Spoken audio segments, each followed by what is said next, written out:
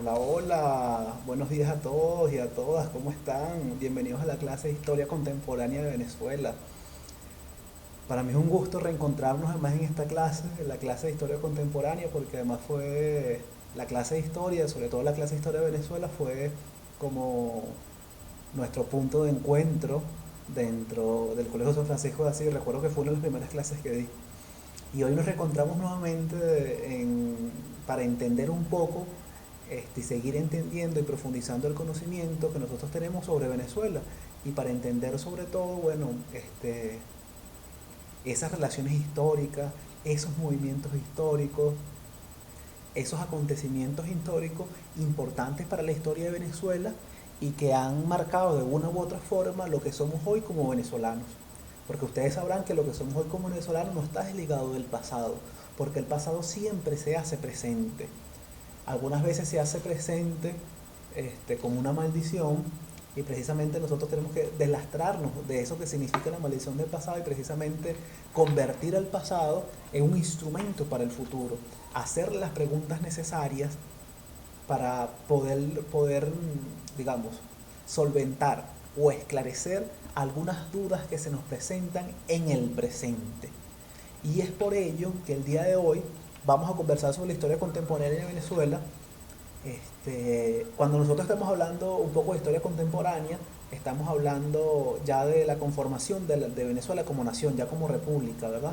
Que ustedes sabrán comienza en 1830 con la separación de Venezuela y la Gran Colombia y luego el establecimiento de la república. Y de allí para allá nosotros ya conocemos, tenemos un esbozo general de lo que ha sucedido en la historia nacional venezolana, que de allí nosotros podemos decir que comienza la contemporaneidad, que es lo más cercano. Cuando nosotros nos preguntamos qué es la contemporaneidad, seguramente se nos viene a la cabeza de una vez algo que está cerca de nosotros, algo que no es tan lejano, ¿verdad? Y precisamente esa es la contemporaneidad, algo que está cerca, algo moderno, algo de relativamente reciente. Como ustedes saben, los tiempos históricos, bueno, 100 años es poco para un tiempo histórico. Si tenemos en cuenta que la humanidad tiene 200.000 años, perdón, desde que el Homo sapiens está en la Tierra. Así que vamos a analizar un pequeño periodo de la historia venezolana, lo vamos a analizar durante todo el año escolar y vamos a hacernos varias preguntas que no nos hicimos en segundo año y esta vez en cuarto año vamos a profundizar algunas cosas que vimos y vamos a ver cosas novedosas. Ahora, para poder nosotros comprender cómo se funda la nación venezolana, cómo nace Venezuela, tenemos que ver un poquito más atrás, antes de que fuésemos un país, antes de que fuésemos una república, cuando éramos un territorio dominado, conquistado, en posición de colonia frente al imperio español. Nosotros observando esa dinámica que se da en lo que se conoce como la Venezuela colonial, vamos a poder entender por qué se funda el proyecto nacional, por qué los libertadores enarbolan la bandera de la libertad, por qué quieren romper el vínculo colonial con el imperio español. ¿Qué es eso que estaba pasando en la sociedad venezolana que produjo eso?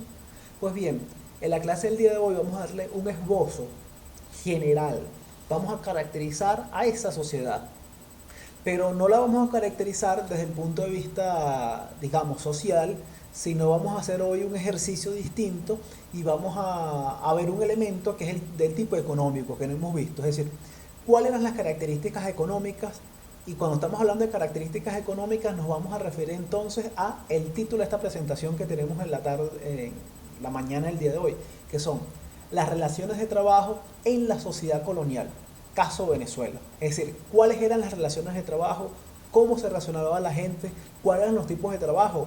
Los negros, los blancos y los indios podrían trabajar en el mismo sector. ¿Quién tenía más derecho? Los negros podían ser libres, podían comprar su libertad. A los negros se les pagaba un salario, a los esclavos negros se les pagaba un salario, a los indígenas se les pagaba un salario. ¿Cuál es el papel de la iglesia en la economía? Algunas, digamos, de estas preguntas vamos a empezar a responderla el día de hoy. Así que vamos a comenzar con nuestra presentación. Lo primero que tenemos que saber es el desarrollo histórico de la colonización en el territorio hoy venezolano. Digo hoy venezolano porque no siempre fue Venezuela. Lo primero es que la sociedad colonial venezolana se empieza a edificar, o sea, se empieza a conformar, se empieza a estructurar, empieza a crecer en función de 3 factores. Esos factores son, el primero, la política española. Cuando quiero decir la política española es que la sociedad colonial se empieza a estructurar, se empieza a formar a partir de las decisiones que se toman en España y a partir, digamos, de la casa que estaba reinando. Como ustedes saben, habían 2 casas o dominaron durante todo este periodo de la colonización, la casa borbónica y la casa de Borbón y la casa de Asturias. La casa de Borbón todavía existe, que son los reyes de España, y precisamente esas 2 casas empezaron a delimitar qué es lo que iba a ser la sociedad colonial venezolana.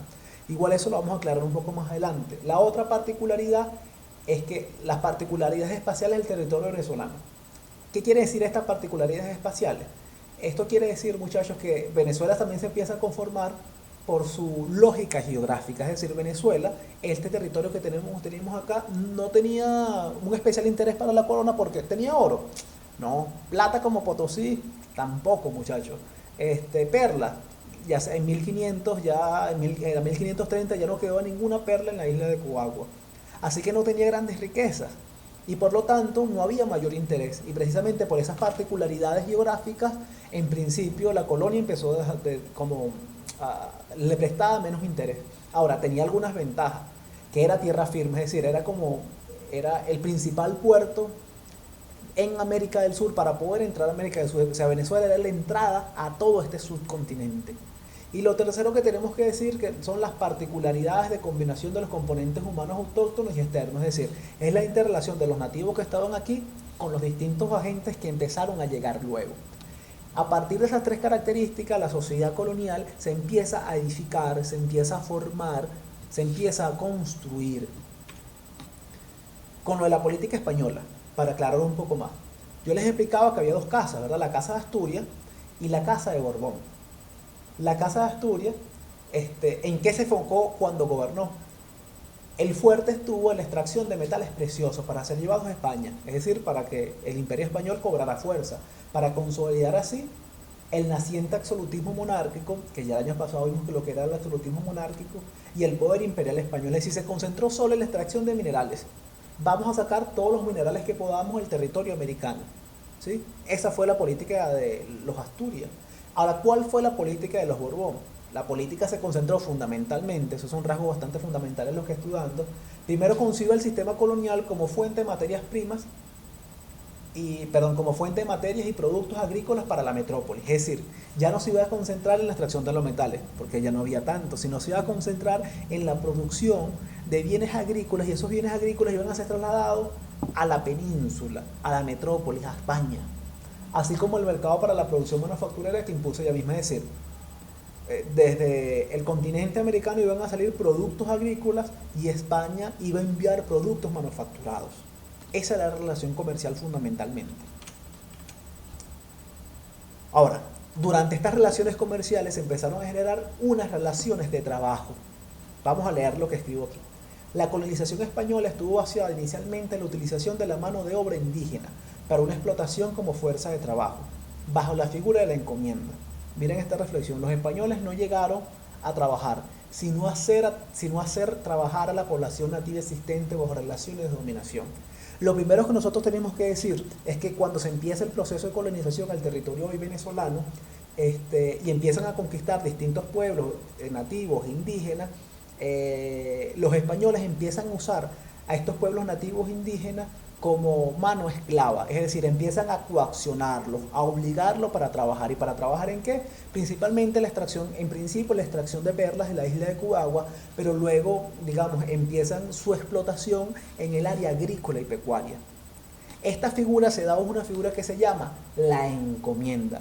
Y se preguntarán ustedes, pero yo nunca he oído eso de término la encomienda, profesor, ¿qué es eso? Lo primero que tenemos que saber nosotros es que la encomienda es una relación desigual.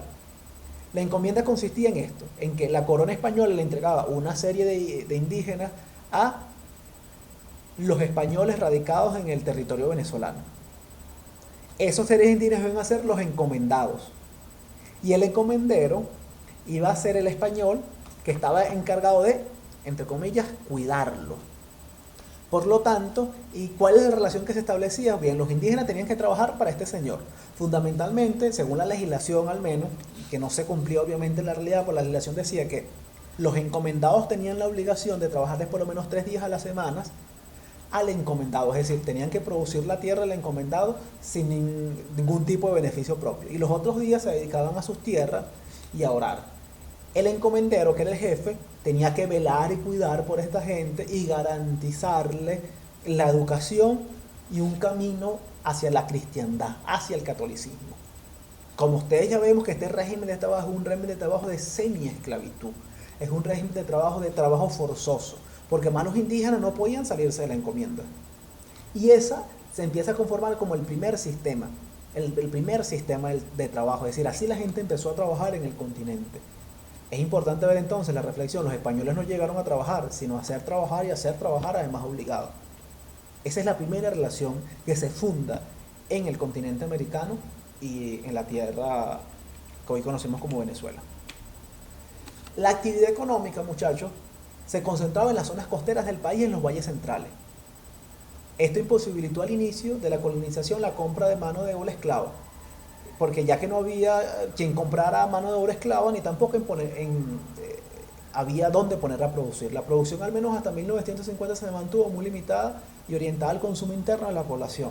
¿Por qué se mantuvo tan limitada hasta 1650? Lo primero que tenemos que saber nosotros, muchachos, es que hasta 1650 se da una primera fase como de conquista, pero esta primera fase de conquista hay una inmensa resistencia de los indígenas en el territorio. Esa inmensa resistencia hizo que, por ejemplo, en el oriente del país fuese casi imposible que se establecieran como núcleos estables de poblamientos en ese territorio, precisamente porque la comunidad cariña, si no me recuerdo, en alianza con los franceses, los holandeses, impedían que los españoles se asentaran durante largo tiempo en los pueblos. Por lo tanto, allí la actividad económica española de la colonización no influyó mucho. Por eso se concentraba fundamentalmente en las zonas costeras y en los valles centrales, que es donde tenía el poder. Ahora, en esas zonas costeras y en los valles centrales había una actividad económica, pero no era tan importante. Por eso hasta 1650 no se trajeron esclavos a gran magnitud, al menos al territorio venezolano, porque nadie tenía real para comprar esclavos y no había donde poder producir los esclavos. Eso es importante que veamos, que entonces, hasta 1950 la principal mano de obra es mano de obra indígena, bajo la figura de la encomienda. Los esclavos llegan después, sí. Vamos a ver que han pasado 150 años y todavía no hay esclavos en la región. El cambio de la producción venezolana. ¿En qué momento empiezan a llegar los esclavos, muchachos? Se preguntarán ustedes. Cuando la economía empieza a cambiar y ya hay quien compre y hay donde poner a producir esta nueva mano de obra en condiciones de esclavitud. Aquí dice la lámina, muchachos. Motivados por la demanda de ciertos países europeos como Gran Bretaña, Holanda y Francia, comenzó un proceso de siembra de productos agrícolas muy demandado por estos países. ¿Cuáles fueron esos productos? El cacao, el tabaco y los cueros. Es decir, producto de que hubo una gran demanda de estos países, la sociedad colonial venezolana, como se tuvo que poner los pantalones y decir, bueno, estamos aquí, algo tenemos que hacer. ¿Y qué se fue algo que tenían que hacer? Pues bien, la siembra, porque además había condiciones para eso, habían condiciones climáticas, y por ser, digamos, la entrada al continente, el subcontinente de Sudamérica, era muy beneficioso, así que esta gente empezó y se decidió a producir cacao, tabaco y cuero. Ellos leyeron el mercado y dicen, ¿qué podemos producir? Vamos a producir estas tres cosas fundamentalmente. Entonces, a partir de esta fecha, que yo les digo, cuando el cacao empieza a tener una relevancia importante. La otra relevancia importante, creo, no sé si lo voy a decir más adelante, es el cuero. Y el cuero también tiene un punto importante, no tan importante como el cacao, pero también tiene un punto importante. Creo que lo diré un poco más adelante en la lámina. ¿Cuáles fueron los cambios entonces que introdujo la producción cacaotera en Venezuela? El primer cambio, produjo un enriquecimiento de los blancos.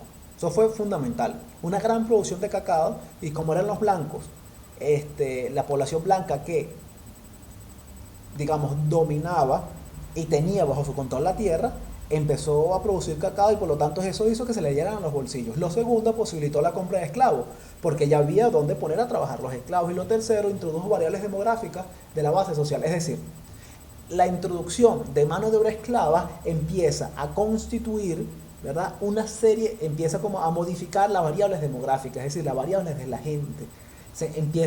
A partir de ese momento, digamos, la población empieza unos silenciosos pero importantes cambios. Es decir, la mano de obra esclava no se puede entender la llegada de los esclavos al territorio hoy venezolano sin la producción de cacao. Los esclavos. La importancia cada vez más de los esclavos negros introdujo una variante en el esquema inicial de la colonización. Esta variante fue el desplazamiento de las poblaciones indígenas de sus tierras con sus respectivos despojos. Esto produjo una creciente economía cacaotera. Ahora, muchachos, ya tenemos que producir, tenemos negro que producir, ahora falta conquistar el territorio donde vamos a producir. Y había unas cosas que se llamaban pueblos de indios. Esos pueblos de indios, como ustedes saben, estaban bajo el régimen de la encomienda, los indios ahí tenían como sus leyes, tenían más o menos sus tradiciones y ahí sembraban y tenían su tierra. Y los blancos dijeron, yo necesito más tierras que producir. ¿Y a quién se las quitamos? A los de siempre, vamos a quitárselo a los indígenas. Así que esos pueblos indígenas prontamente fueron desapareciendo y fueron ocupados por haciendas blancas para la producción del cacao. Es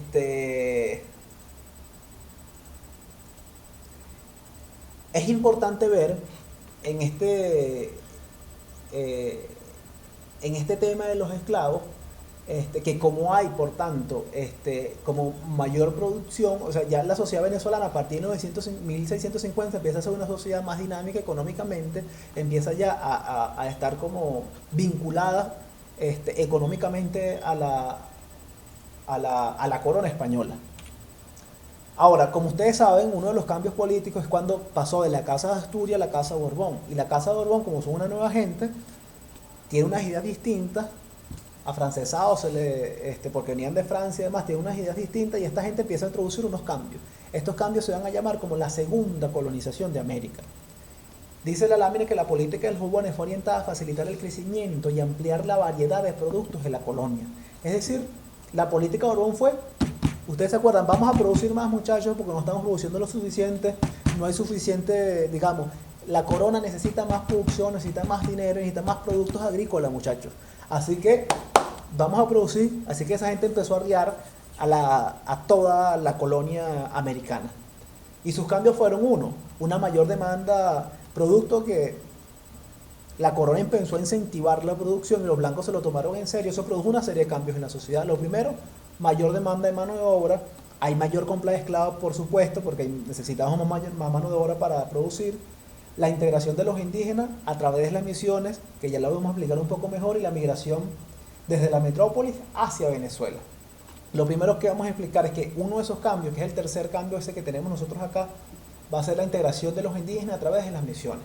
Como ustedes saben, el sistema de encomienda era el sistema dominante hasta 1950. Cuando la Casa de Borbón llega, empieza a producir esa serie de cambios, los indígenas van a tener que producir y vamos a tener que tener nuevos territorios. Ya sabemos que le empezamos a quitar ciertos territorios a los indígenas con la introducción de mano de obra esclava, pero eso es un método muy lento y no era suficiente porque además no hay suficientes blancos para que se muden para esos pueblos. O sea, hay una primera dificultad y esa primera dificultad la va a resolver el régimen de las misiones. ¿Qué es el régimen de las misiones? Bueno, el régimen de las misiones es un régimen también, digamos, que donde hay una relación de trabajo, es decir, es un espacio geográfico donde están una serie de indígenas obligados produciendo fundamentalmente productos agrícolas. El jefe de esa misión, el misionero principal, es un jefe religioso que viene de una orden religiosa. Así que es como la iglesia la que empieza a dominar ese territorio y la que empieza a generar además unas actividades económicas en ese territorio.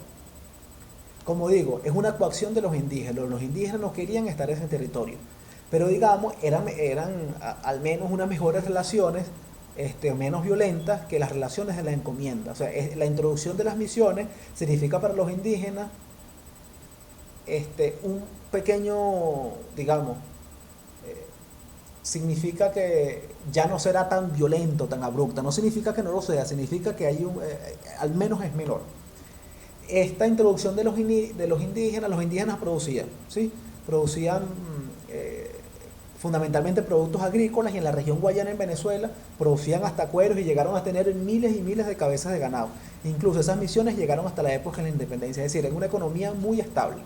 Pero las misiones a las que les estoy refiriendo, que son las que estaban en la mayoría del país, estos indígenas trabajaban, lo que se ganaba la comunidad por ese trabajo, lo que se producía allí, fundamentalmente se iba en el sueldo del misionero, lo demás se iba en lo que se quedaba la iglesia, tanto la orden como para comprar productos propios de la liturgia católica en ese momento, etcétera. Así que en el pueblo se podía hacer como trabajo la agricultura, pero también, bueno, bien cosas como para construir casas, para construir iglesias, todo ese trabajo se hacía gratis.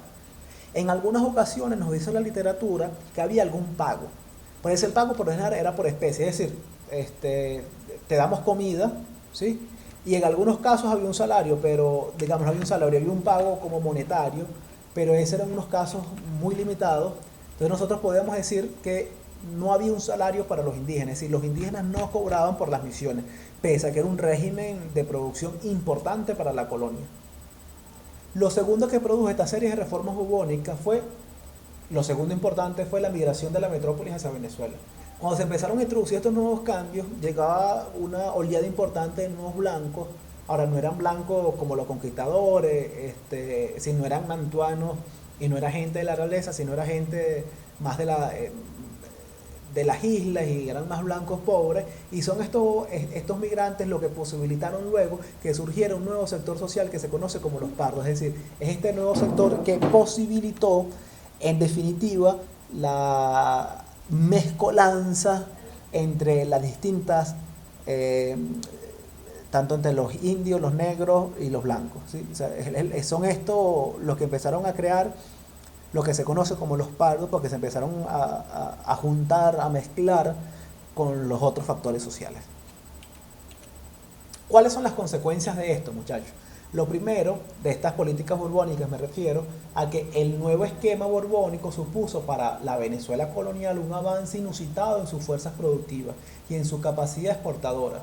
La contradicción entre este crecimiento económico aprovecha internamente por la oligarquía criolla y cada vez más limitaciones políticas de esta misma clase conforman las bases del futuro estallido de la independencia. ¿Qué estoy diciendo allí? Bien, muchachos, los blancos, esta casta de la sociedad, los mantuanos, lo primero que estaba produciendo más, tenía mucho más poder económico, pero a la par los borbones le quitaban poder político. Así que esa contradicción entre poder económico y menos poder político fue lo que genera las bases, escuchemos bien, van a generar las bases para un futuro estallido de la independencia. ¿Por qué? Porque esa clase mantuana va a pedir mayor poder político, porque ya tenía el poder económico. Así que nosotros podemos repasar en líneas generales para hacer una conclusión que las relaciones de trabajo que se generan a partir de la explotación de los indios y la explotación de los negros. Mención aparte merecen los pardos, que merecen como una visión aparte, pero es importante ver que las relaciones de trabajo eran relaciones diversas, ¿sí? Algunos negros, por ejemplo, es importante que nosotros entendamos que algunos negros incluso podían recibir algún salario. Ese salario a veces se los quedaban ellos o se lo daban a su dueño, entre comillas, ¿no? Es importante ver que habían personas negras que eran libres porque obtuvieron su libertad de alguna u otra forma, o porque el Señor se lo daba cuando moría, o porque compraban su libertad, porque el dueño le permitía comprar su libertad. Había gente que se dedicaba a comprar esclavos y luego alquilar esos esclavos para mano de obra, para que se vayan a producir, para que vayan a construir. Y luego a ese dueño de los esclavos le pagaban un salario por esas manos de obra. Es decir, que nosotros vemos que en la sociedad colonial hay unas relaciones diversas, hay unas relaciones de trabajo diversas y múltiples. Y estas relaciones de trabajo diversas y múltiples son las que al final van a sostener este régimen colonial en principio, ¿sí? Y son estas relaciones económicas entre los mantuanos y la corona, las que van a posibilitar también la contradicción entre ellos dos, y se va a generar un estallido que nosotros vamos a conocer como la crisis del orden colonial, que en la siguiente clase vamos a hablar un poco más de ello. Entonces, muchachos, con esto vamos a terminar la primera clase, que como ven es una clase como de introducción, nos va a dar un panorama que es la sociedad colonial, y luego nos vamos a meter en la crisis del orden colonial y vamos a salir a cómo se empieza a constituir Venezuela como nación. Es importante repasar que sí, en el aumento de la producción de cacao, sin las reformas borbónicas, sin la introducción de la mano de obra esclava, sin la generación de la misión como las misiones indígenas como estructuras de trabajo, eh, no será posible en un primer momento pensar un estallido de independencia, porque fueron todas esas condiciones las que fueron empujando hacia este estallido de independencia, ¿sí? Es decir, habían unos elementos estructurales que empiezan a posibilitar la crisis de ese orden colonial. Con esto me despido, muchachos, les mando un fuerte abrazo a todos, espero verlos pronto, se les quiere, chaitos.